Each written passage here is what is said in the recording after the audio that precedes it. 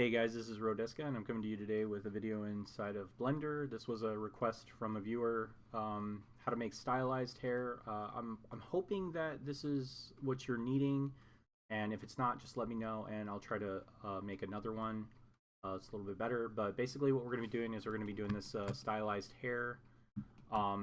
This was actually pretty simple to set up. It's essentially the same thing that we did in our last tutorial with the hair cards. I'll leave a link in the description on how to view that one. But basically what we did was we just set up two profiles.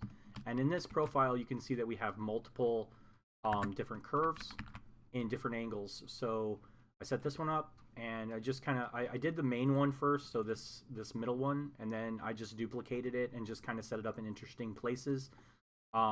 And then I set up another one, which is going to be our taper. This is just, all I did was just Shift A, add a curve, add a Bezier, and I like the shape of this, so I ended up just keeping this, but I ended up just editing it a little bit, and you can do that by just going in here, rotating these a little bit, and getting a different shape that you want. What this is going to do is it's going to taper it along the curve on this way, and also it's going to try to taper it along this way as well, and it's going to try to keep that shape along both sides of it until you meet into the points. Okay, so that's all I did.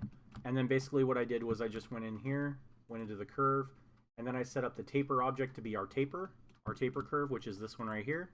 And then I set up our profile, which is in the object, the Bezier, which is this profile right here. And that's essentially all you do. And then if you want, you can even go in here and, you know, mess with these. If you want to say that you want to have a little bit interesting of a flyaway, you can actually just kind of pull this off. And you can make multiple ones of these. So you don't, this doesn't necessarily have to be your main curve or your main hair. You know, you can make multiple of these, multiple profiles, set them up on different curves, and then just duplicate these off and just make interesting shapes out of these.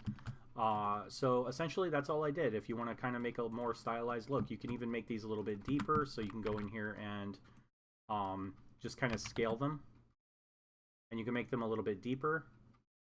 Just make sure when you're doing this, these are actually facing up. It actually works a lot better if they're facing up. If they're facing in another direction, let's say I want to Shift A, Shift S, cursor to selected, and then I want to rotate on the 3D cursor. You can see how it's going to change the way the tapering looks. So I just make sure that they're facing up, and it works a lot better for that. So I hope this has helped you. Please leave a like and comment, and if you have any other questions, let me know.